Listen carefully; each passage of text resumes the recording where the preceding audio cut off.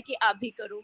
Party करता है तो आजकल सिंबल हो गया है कि आपको अल्कोहल सर्व करना है, मतलब करना ही है। और आजकल ये अकेला सिर्फ मेट्रो सिटीज में नहीं रह गया है, ये बी ग्रेड सिटीज या सी ग्रेड सिटीज में भी इजीली अवेलेबल है। तो इसके ऊपर अगर यंगस्टर्स काम करना चाहे तो कैसे कर सकते हैं? देखिए डॉक्टर विनीता, इसमें हमें समझना पड़ेगा कि कौन से कारण हैं जिसकी वजह से बच्चे इस उम्र में नशे की शुरुआत करते हैं। तो आप जी। देखिए कि इस एज ग्रुप में जो हमारा 12 टू 18 ईयर्स एज ग्रुप है, या मैं 12 से 20 मानता हूं, क्योंकि जी। कहीं ना कहीं एक पर्सनालिटी फॉर्मेशन है वो 21-22 साल तक होता रहता है। तो मैं 12 से ट्रू। 20 का अगर हम इस कैटेगरी को लें, तो आप जी। देखिए कि इस उम्र में जो बहुत सारे फिजियोलॉजिकल चेंजेस आते हैं। जो जी। माइंड होता है वो भी डेवलप हो रहा होता है, उसके सोचने समझने की जो शक्ति है वो चेंज हो रही होती है, जो उसका कॉग्निशन जी। होता है वो चेंज हो रहा होता है, रिलेट करने में जी। चीजें चेंज हो रही होती हैं, उसका रिलेशनशिप जी। चेंज हो रहा होता है। वो अभी तक वो माँ बाप पर निर्भर था, फिर वो चेंज हो रहा होता है, हाँ। स्वयं डिपेंडेंट जो आत्मनिर्भर हो रहा होता है। और दूसरा आप देखिए कि इसी एज ग्रुप में बहुत सारे बर्डन्स आना शुरू होते हैं, चाहे वो एजुकेशन को लेकर के हो, उसके कैरियर को लेकर के हो, इकोनॉमिक जो बर्डन है वो है, जो फैमिली की रिस्पॉन्सिबिलिटी है, इवन इंटीमेट रिलेशनशिप के भी चांसेस यहाँ पर होते हैं, हार्मोनल चेंजेस होते हैं। तो ओवरऑल ट्रू। आप देखिए कि फिजियोलॉजिकली चेंज हो रहे होते हैं, मेंटल बहुत सारे चेंज हो रहे होते हैं, इमोशनल वेलबींग चेंज हो रहा होता है। तो बहुत सारे परिवर्तन इस एज ग्रुप में हो रहे होते हैं। इस कारण से एक्सपेरिमेंटेशन, एक्सप्लोरेशन, इन सब के भी चांसेस बढ़ते जाते हैं। तो ये जो एज ग्रुप है ये बहुत ज्यादा वल्नरेबल होता है एक्सपेरिमेंटेशन के। और किसी भी एरिया का जो हाँ। सब कल्चर है, एक पैरेलल एक संस्कृति चल रही होती है बच्चों के बीच में, जो जिसे हम समाज में विभिन्न नाम देते हैं कि बच्चों में आजकल ये कल्चर चल रहा है, डूड कल्चर चल रहा है, पार्टी कल्चर चल रहा है। तो जो ये पैरेलल संस्कृति इस एज ग्रुप में चल रही होती है, उसका एक्सेप्टेंस कैसा है बच्चे के मन में, वो कहीं ना कहीं पहला कारण बनता है जब हम नशे की शुरुआत करते हैं इस एज ग्रुप में। जैसे फैमिली का भी बहुत ज्यादा इसमें रोल होता है। फैमिली में ट्रू। Substance true. को लेकर के क्या कहीं ना कहीं जो कंसेप्ट है वो कैसा है। यूजुअली आप देखिए कि जब बच्चा छोटे से बड़ा हो रहा होता है तो उसकी नजर में उसके माँ बाप हीरो होते हैं। तो हीरोज का भी एक्सेप्टेंस कैसा है नशे को लेकर के, ये भी बहुत ज्यादा मैटर करता है। जैसे हमारे यहाँ बहुत सारे जैसे मैं आपको बताऊं कि एक इसको आप सार्काज्म भी ले सकते हैं या रियलिटी भी ले सकते हैं।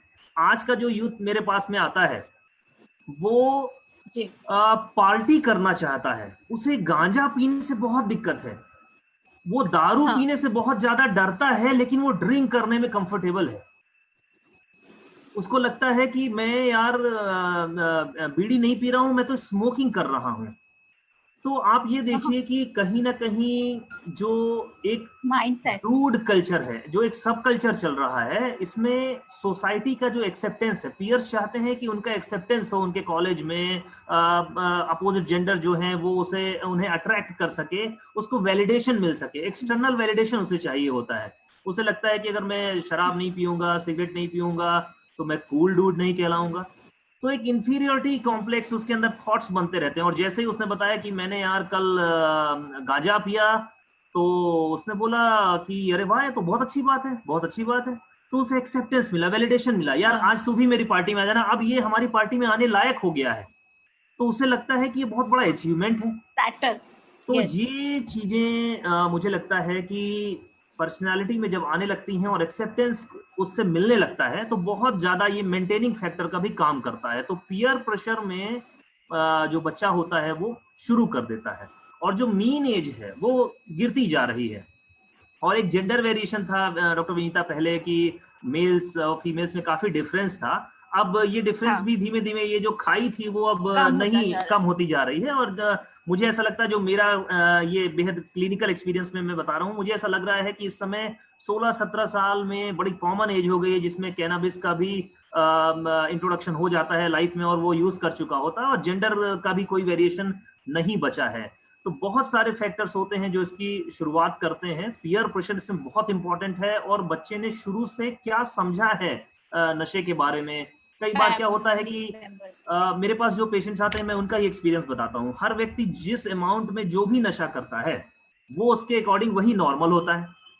किसी की फैमिली में बताया कि अगर वो सोबर ड्रिंकिंग, उसके अकॉर्डिंग क्या है कि हफ्ते में वो एक ले रहे हैं इसलिए वो सोबर है, जो लोग 30 ml डेली ले रहे हैं वो बोलते हैं वो सोबर है। तो हर इंसान की सोबर जो वो खुद पी रहा है उसने ही वो मैक्सिमम लिमिट बनाई होती है। अपना माइंड सेट कर दो। उसके अलावा वो सबको ये भी क्लेम करता है कि देखिए वो नशा करते हैं, क्योंकि मैं 30 ml करता हूँ इसलिए मैं नशा नहीं करता हूँ, क्योंकि मैं एक सिगरेट पीता हूँ इसलिए नशा नहीं है मेरा, क्योंकि मैं महीने में एक बार गांजा फूकता हूँ इसलिए मेरा नशा नहीं है।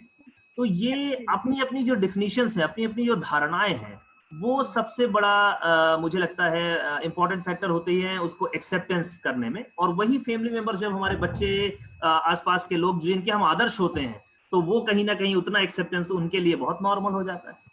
प्लस आप देखिए कि मीडिया में एक जो एडवर्टीजमेंट है वो आप देखिए कि ग्लोरिफिकेशन के रूप में, कई बार कॉमेडी के रूप में उसको प्रचारित किया जाता है। कई बार हमारा दिल टूटा है तो उसके लिए प्रचार किया जा रहा है कि नहीं यार, उसके लिए सिगरेट पीना या शराब पीना नॉर्मल है। एक उसका आप देखिए कि पार्टी का मतलब, हमारे 15-20 साल पहले पार्टी का मतलब ये होता है था कि आपको तैयार होकर के जाना है और कहीं पर डिनर या लंच है, और अब पार्टी का मतलब है कि नशा हमें करने जाना है। तो आप देखिए कि ह्यूज शिफ्ट हुआ है हमारे कल्चर में और एक्सेप्टेंस में।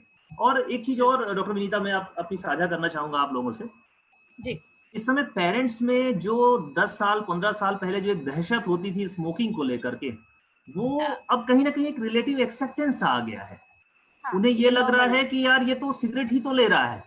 अब आप ये देखिए कि जिस व्यक्ति ने, सपोज हम दो पॉपुलेशन का कंपेयर करें, एक ऐसी पॉपुलेशन जिसने जो सिगरेट पी रही है और एक पॉपुलेशन जो सिगरेट नहीं पी रही है, तो उनके दूसरे नशे में जाने की जो प्रोबेबिलिटी है वो बढ़ती चली जाती है वर्सेस जिन्होंने बिल्कुल भी नहीं किया है।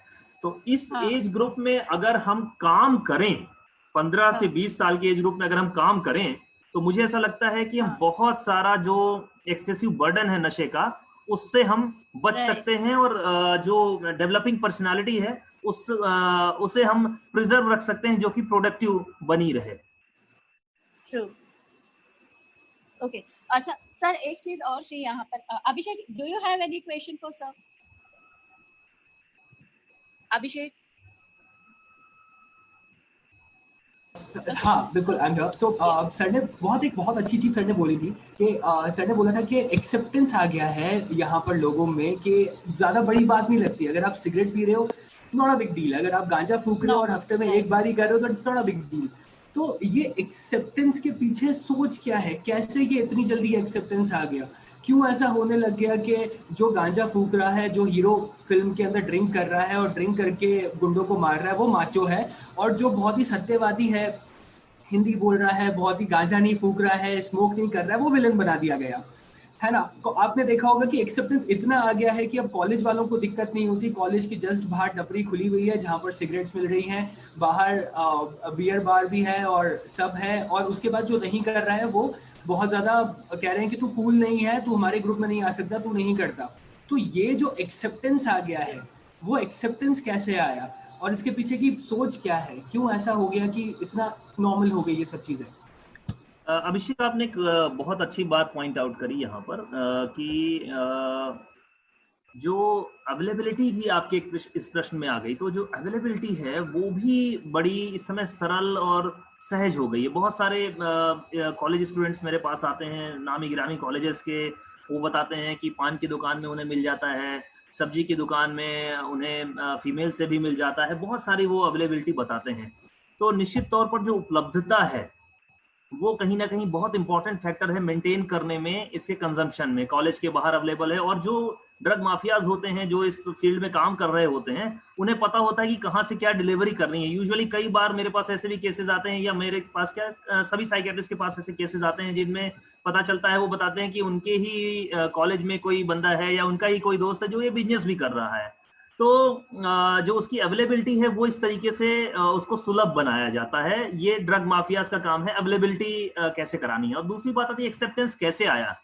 एक्सेप्टेंस कैसे आता है कि जैसा मैंने बताया कि हमारी जो एक्सेप्टेंस की शुरुआत है वो हमारी फैमिली और सब कल्चर, जिस कल्चर में हम रह रहे हैं वहां पर उसका एक्सेप्टेंस कैसा है, ये बच्चे के मन में लाती हैं चीजें। अगर देख रहा है कि हमारे फैमिली में अल्कोहल का कंजम्पशन, इवन जेनेटिक फैक्टर भी बड़े इंपॉर्टेंट होते हैं, तो जो सोशल लर्निंग होती है उसे ऐसा लगता है कि जब हमारे घर में लोग शराब पी रहे हैं, नशा कर रहे हैं, कोई प्रॉब्लम नहीं है, हमारे अंकल कर रहे हैं, हमारे दोस्त कर रहे हैं, सब बातें कर रहे हैं और घर में उसमें कोई भी उसके प्रति कोई नकारात्मक रवैया नहीं है, कोई उसकी भर्त्सना नहीं कर रहा है, कोई उसको अपोज नहीं कर रहा है, तो उन्हें लगता है कि यार ये चीजें तो ठीक है। एट द सेम टाइम जो पेरेंट खुद नशा कर रहे होते हैं वो नहीं चाहते कि उनका बच्चा भी करे। तो ये एक बड़ी विरोधाभास सी स्थिति आ जाती है पेरेंट्स के नजर में, लेकिन वो खुद अपना मॉडल बना करके नहीं देना चाहते। तो मुझे ऐसा लगता है कि फैमिली में इस बात में बहुत अच्छे से चर्चा होनी चाहिए, इसके दुष्प्रभावों पर, ना केवल मॉरलिटी से, नैतिकता से ना जोड़कर, नैतिकता से भी जोड़ें, लेकिन नैतिकता से बेहतर है कि अगर हम उसके वैज्ञानिक आधार पर बात करें।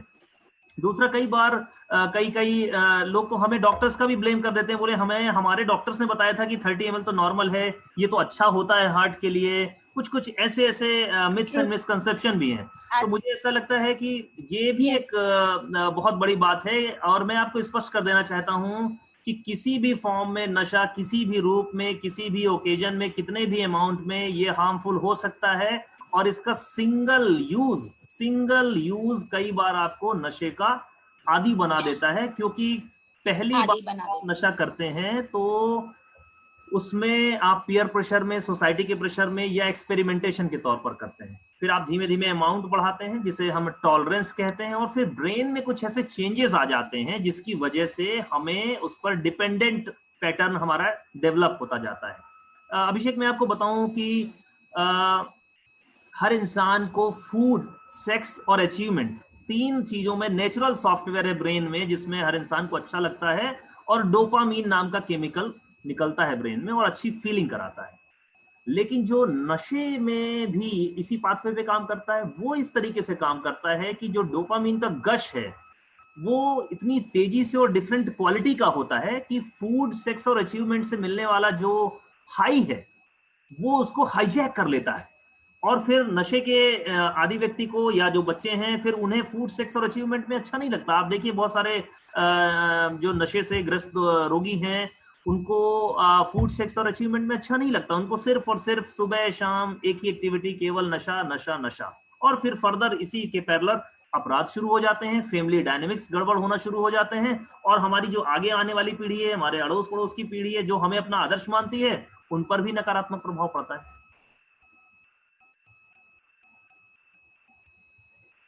सर, ये तो मतलब बहुत ज़्यादा एक दुख की बात है कि नशा इतना हानिकारक होता है। एक चीज़ मैं पॉइंट करना चाहूँगा यहाँ पर, जो आपने बेस्ट बोली है कि बोलते हैं 30 ml अच्छा होता है, वो अच्छा नहीं है। आपको कभी नहीं, आपको पता भी नहीं पड़ेगा वो 30 ml का 300 ml हो जाएगा और कब आप नशे के आदी हो जाएंगे। तो ये एक बहुत ही इम्पॉर्टेंट बात है जो हम सबको समझनी है। दूसरा सर, एक कॉमन चीज़ जो मैं पूछना चाहता हूँ, मेरे अपने ही हैं कुछ लोग जो कि बहुत ज़्यादा नशे में हैं। वो कहते हैं कि नशा करने के बाद उनकी डिसीजन मेकिंग स्किल्स अच्छी हो जाती है। आई नो ये थोड़ा सा फनी है, लेकिन उनको खुद को ऐसा लगने लगा है कि अगर वो 2 पैक लगा लेंगे या अगर वो गांजा थोड़ा सा फूंक लेंगे तो बेटर डिसीजन ले पाएंगे। अब भले ही वो सेंस ऑफ डायरेक्शन हो या सेंस ऑफ जजमेंट हो, उनका बेटर हो जाता है, तो वो जस्टिफाई करते हैं कि अगर हम 2 पैक लगा लेंगे तो ये हमारा sense of judgement, sense of direction या डिसीजन मेकिंग बेटर हो जाएगा। तो ये क्या बाकी ये सच है या उनको इतनी लत लग गई है? ये बेसिकली अभिषेक, ये डिपेंडेंस का एक सिम्टम है कि उनमें डिपेंडेंस का जो स्तर है वो इतना ज्यादा हो गया है कि ब्रेन के सारे फंक्शनिंग के लिए वो पर्सन कैनाबिस में या अल्कोहल में या जो भी सब्सटेंस यूज वो कर रहे हैं उस पर वो डिपेंडेंट हो गए हैं। इसीलिए जो हमारे यहाँ डिपेंडेंस के क्राइटेरिया होते हैं वो एक फिक्स क्राइटेरिया होते हैं। जो WHO है वो एक किताब निकालता है जिसको हम ICD बोलते हैं, इंटरनेशनल क्लासिफिकेशन ऑफ डिजीज। तो उसमें हर जो समस्या है या डिपेंडेंस है उसके कुछ क्राइटेरिया दिए गए हैं। उसमें ये बड़ा इंपॉर्टेंट क्राइटेरिया होता है कि हमारी बॉडी की जो एक्टिविटीज है उस पर डिपेंडेंट हो जाती हैं। तो पहली बार जब हम ये करते हैं तो हमें सेंस ऑफ वेलबींग होता है, क्योंकि न्यूरोट्रांसमीटर रिलीज होते हैं, डोपामीन का गश आता है, तो हमें अच्छा लगता है। फिर हम उसको रिपीट करते हैं। फिर क्या मैंने बताया कि जो बॉडी के नेचुरल मैकेनिज्म है आपके फोकस, कॉन्सेंट्रेशन, अटेंशन, मेमोरी के लिए, उनको नशे ने हाईजैक कर लिया, उसको अपना आदी बना लिया। तो इसलिए मैं कहता हूं कि नशे की जो भी बातचीत जहां कहीं पर भी हो, वो सारे लीडर्स मेरी इस बात का ध्यान रखें कि इसे एक बीमारी के रूप में प्रचारित करें। हम इसको नैतिकता के रूप में प्रचार करते हैं कि ये बुरी बात है। ये एक बीमारी है भाइयों, दोस्तों, जो भी आप लोग मुझे सुन रहे हैं, ये एक बीमारी है। इसलिए इंटरनेशनल क्लासिफिकेशन ऑफ डिजीज में इसको स्थान मिला है। अब आप बीमार हो गए हैं, उसके बिना आप कोई काम नहीं कर पा रहे हैं, आपको नींद नहीं आ रही है, घबराहट, बेचैनी हो रही है, आपका सारा जो प्लेजर एक्टिविटी है वो केवल नशे पर ही डिपेंडेंट है, आप उसके बिना कुछ कर नहीं पा रहे हैं, आपके व्यवहार में बदलाव आ रहा है, उसको नहीं लेने पर निश्चित तौर पर आप डिपेंडेंस सिंड्रोम आपको हो गया है, आपको नजदीकी मनोचिकित्सक या किसी भी चिकित्सक से मिलने की जरूरत है। ये एक बीमारी है, क्योंकि कई बार क्या होता है कि जब सीवियर डिपेंडेंस होता है हम खुद से ठीक करने की कोशिश करते हैं और हमें फिर से लक्षण आना शुरू हो जाते हैं। तो लक्षण आने में हमें ये लगता है कि यार हमने पी लिया तो वो ज्यादा सही है, तो डॉक्टर पे जाने के बजाय हम नशा कर लें वो ज्यादा अच्छा है। तो ये इसका मतलब ये होता है कि आपको डिपेंडेंस पैटर्न है, डॉक्टर साहब को कुछ ऐसी दवाइयां देंगे, ऐसा ट्रीटमेंट करेंगे कि आपका डिटॉक्सिफिकेशन करेंगे, उसके बाद आपकी बहुत सारी जो समस्याएं हैं विड्रॉल में जो आती हैं, विड्रॉल सिम्टम्स आते हैं, हाथ पांव में कंपन आना, गुस्सा, चिड़चिड़ापन आना, जो आपने बताया आपके दोस्तों को हो रहा है कि फोकस कंसंट्रेशन में कमी, ऐसे लक्षण नहीं आए तो डिटॉक्सिफिकेशन का एक फेज होता है जो डॉक्टर की निगरानी में आपको करने पर नहीं आता, और धीमे धीमे धीमे फिर जैसे मोटिवेशन इनहेंसमेंट थेरेपी है, काउंसलिंग सेशंस हैं, फैमिली डायनेमिक्स हैं, वो एक लंबी प्रोसेस होती है, कहाँ कहाँ पे क्या क्या डिस्टर्ब है वो भी हम उस पर भी एड्रेस करते हैं कि फैमिली इश्यूज हैं, आर्थिक मामले हैं, पर्सनालिटी फैक्टर्स क्या क्या हैं, उन सब पर काम करना होता है। तो जब कभी भी ऐसा हो आपको अपनी बॉडी के किसी काम को करने के लिए नशा लेना पड़ रहा है, इसका मतलब है आप डिपेंडेंट पैटर्न में हैं और ये एक बीमारी है, आप डॉक्टर से संपर्क करें।